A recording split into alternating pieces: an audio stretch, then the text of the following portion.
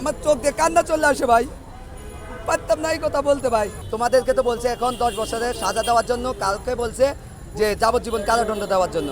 আমরা বলছি যে ভাইয়া আমাদেরকে দেশে পাঠানোর ব্যবস্থা করেন। আমরা তো এভাবে মরে গেছি, ওইভাবে মরে যাবো, দেশে যে আমরা শহীদ হয়ে যাব, আমাদের মা বাবার সামনে আমরা শহীদ হয়ে যাব। কেননা আমাদের 9 লক্ষ টাকা দিন, প্রত্যেক বছর আমার 30,000 টাকা করে দিতে হয়, আমার 1 লাখে।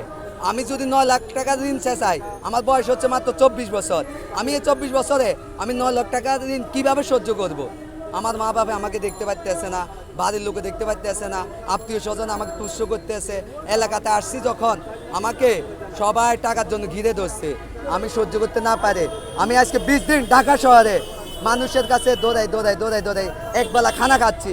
আমি এই সরকারের কাছে একটা জিনিসে চাচ্ছি, আমাদেরকে রিটার্ন সৌদি আরব পাঠানোর ব্যবস্থা করা হোক, নয়তো আমাদেরকে বাংলাদেশে সরকারি যে কোনো একটা চাকরি দেওয়া হোক, না হয়তো আমাদের মৃত্যু ছাড়া আর কোনো উপায় নেই।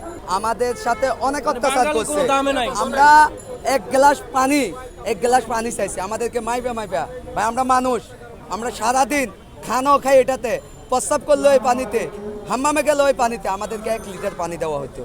আমরা 1 লিটার পানিতে 3 বেলা, আমাদেরকে খানা তো দিত না, 1 লিটার পানিতে আমরা ওয়াশরুমে গেলে ওই পানি, খাইলেও ওই পানি, যে এইটাই করে আমাদের এই পানিতে থাকতে হয়েছে। আমাদেরকে বহুত অত্যাচার করা হয়েছে ভাই। এইটা বললে আমার চোখ দিয়ে কান্না চলে আসে ভাই, পারতাম না এই কথা বলতে ভাই। আমার আব্বু আম্মু যদি এটা শুনে জায়গাতে স্টক করে মারা যাবে ভাই। এটাই আমার হচ্ছে কথা। এখন আমার সরকারের কাছে ভাই আমার একটাই দাবি, ছাত্র ভাইদের কাছে আমার একটাই দাবি, ভাই আমাদেরকে একটা কিছু করেন। আমরা রাস্তার ফকির হয়ে গেছি ভাই, যে জায়গাতে আমরা রেমিটেন্স যুদ্ধে ছিলাম এই জায়গাতে আমরা রাস্তার ফকির ভাই।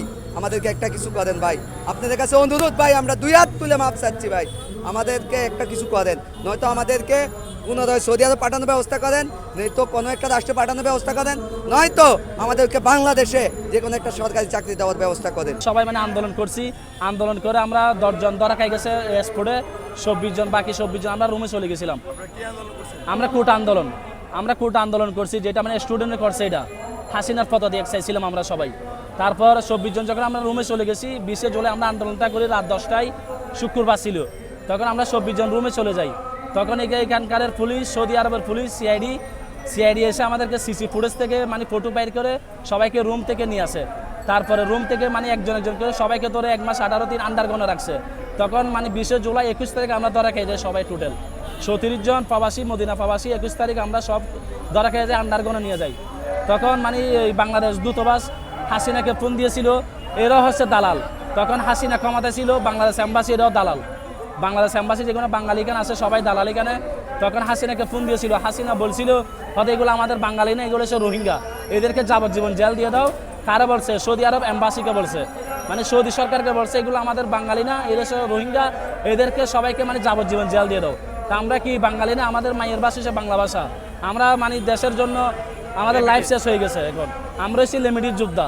তারপর কি হয়েছিল, তখন 1 মাস 18 দিন জেল খাটার পরে হাসিনা সেপ্টেম্বরের 5 তারিখ এই পদত্যাগ করে, আগস্টের 5 তারিখ হাসিনা পদত্যাগ করে। প্রধান উপদেষ্টা মোহাম্মদ ডক্টর ইউনূস সাহেব এই পদে আসে, ক্ষমতা পাই তত্ত্বাবধানে। তারপর মানে ডক্টর ইউনূসের ওই সৌদি সরকারকে ফোন দিয়ে বলছিল আমার বাঙালিকে আমাদেরকে ফেরত দিয়ে দাও, আমার দেশে ফেরত দাও। তারপর 1 মাস 18 দিন পরে আমাদেরকে সাজা কম করে ডক্টর ইউনূসের কথা রাখছে। ডক্টর ইউনূসের কথা রেখে আমাদেরকে এই ঢাকায় এয়ারপোর্টে আমাদেরকে মানে এই 1 মাস 18 দিন পর আমাদেরকে দেশে পাঠায় দেয়। এখন আমাদের দাবি হচ্ছে আমরা পুরানায় যেতে চাই, না হলে আমাদেরকে বাংলাদেশে, এখন আমরা বর্তমানে বেকার, আমাদের ফ্যামিলি অসহায় হয়ে গেছে।